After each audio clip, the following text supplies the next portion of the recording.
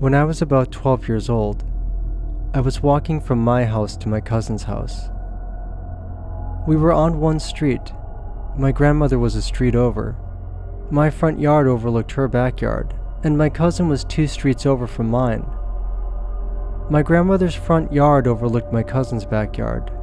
Now, I could have gone through my grandma's backyard, up her front yard, and go into my cousin's backyard. But I was a kid. I wanted the freedom of walking alone, so I took the long way down the street, around the houses. I wasn't really paying much attention. I heard a car come up behind me slowly, but I thought it was someone who lived on that street. All of a sudden, I realized the car is inching its way behind me, following me. I turned around, and there were 2 men inside, all tatted up, bald, big guys. One of them said, "Excuse me, can you help me?" Still walking, I asked, "What?" The guy responds that he is lost and can't find his way to the highway. I point in the direction of the highway and keep walking away. The passenger goes, "Why don't you get in and show us where it is? We'll drive you right back." I didn't answer. I just kept walking quicker. They wouldn't stop. "Come on, you don't want us to get lost, do you? We won't hurt you. We just need some help. Where do you live? We promise to drive you right back home." I started almost sprinting when they stopped the car and the passenger door jerked open. Just then, I was getting to my grandma's house. I ran into her driveway, around the corner into the backyard, and across the street to my house. Panting, I ran towards my backyard, got in the house, ran upstairs, and looked out the window.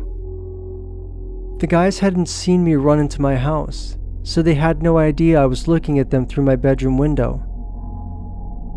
When I looked out, the 2 guys were looking for me in the bushes of my grandmother's yard. I was shaking. Before I even had the chance to pick up the phone, they were gone. Creepy pedophiles.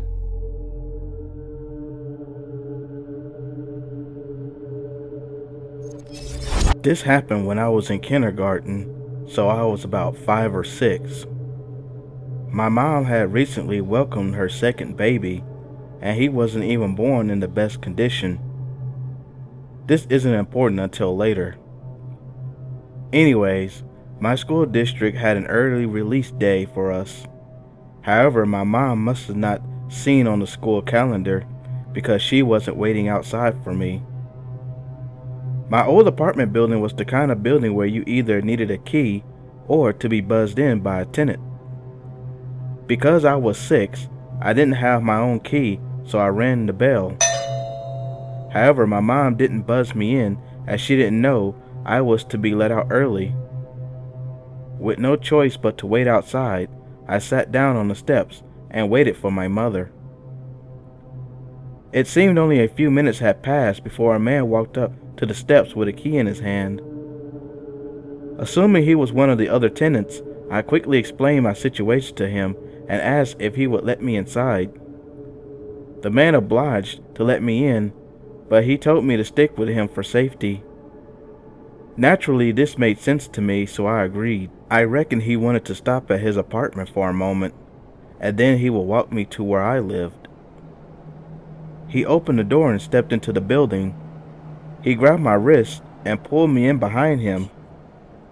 It just dawned on me that it was a rather small apartment building, and my mom knew all the tenants. I didn't recognize the man as one of them, but I figured he must have moved in recently. I found it weird that he grabbed my wrist, but when I tried to pull away, he only held it tighter. Once we got inside, he quickly began walking down the hallway towards the back door. At this point, I knew something was wrong, but being 6 years old, I couldn't do anything to help my cause. For what happened next, I am forever grateful. My mom's friend, we'll call her Michelle, was on her way to the back door because that's where the parking lot was. Upon seeing the man trying to take me out the back, she screamed at him, demanding to know who he was and what he thought he was doing with me. The man quickly let go and ran out the back. Michelle took me back to her apartment and let me wait there until my mom got home.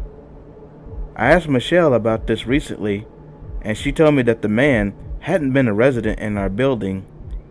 So creepy man who tried to make off with me, you can go fuck yourself.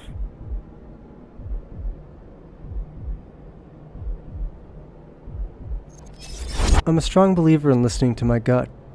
I always have and always will be since it's gotten me out of a few situations.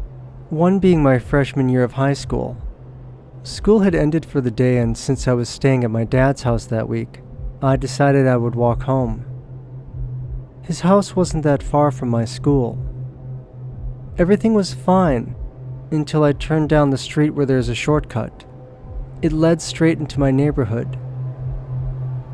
As I was walking to the shortcut, a man drove by staring at me. My stomach dropped and turned. I took this as a note to walk a bit faster. By the time I got into my neighborhood, the man was circling around in the cul-de-sac waiting for me. He had a smirk slowly creeping onto his face as I walked by his car. I tried to ignore him the best I could and just kept walking. He would drive past me and yell vulgar things at me. He kept turning around and driving past me again and again. As I turned down my street, he followed close behind. I saw him drive down my street and turn into someone's driveway to turn back around. I quickly got into my house and locked the door behind me. I then turned around to look in the peephole so I could see if he left. He didn't. The man pulled up into my driveway and got out of the car.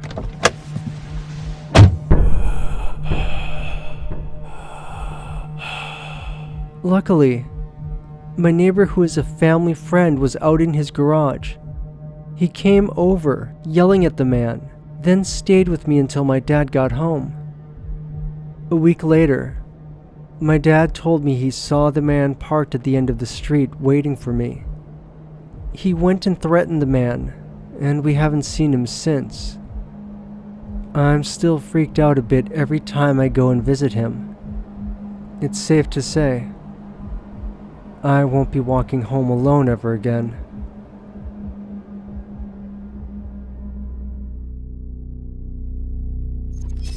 I've been reading a lot of these stories on here, and they have reminded me of something that happened to me back in the summer of 2006.